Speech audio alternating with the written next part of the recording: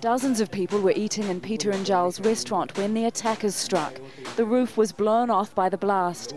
6 of his customers died when someone threw an explosive device in and then locked the door.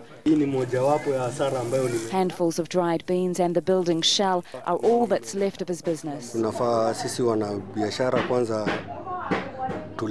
As businessmen, we need to be protected because we are now the target.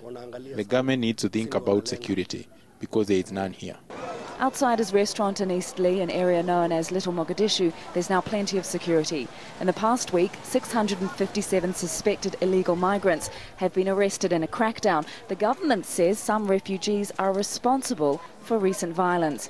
It wants them to return to designated refugee camps, a decision condemned by human rights groups.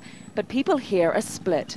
While some say the crackdown stigmatizes refugees, others support the idea, believing it will diffuse tension between them and the wider Kenyan population. The way people look at us, they think all Somalis are the same. But we as a Kenyan citizens, we really feel we belong to this country.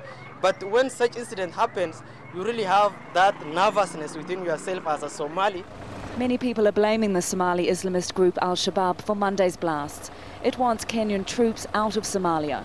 While no group has claimed responsibility, one expert told us the attack fits with tactics used previously by Al-Shabaab.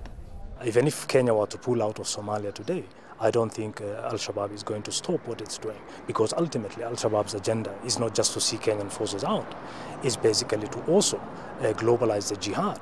These attacks are becoming so frequent in Kenya, it doesn't take long for life on the streets to get back to normal. But people here tell us the longer they continue, the more friction is created and more suspicion towards the Kenyan, Somali and Somali refugee communities. The government insists it will bring those responsible to justice, but words don't inspire Peter and Giles' confidence. His family must now decide whether to risk reopening or give up. Neither option is an easy one. Tania, Al Jazeera, Nairobi, Kenya.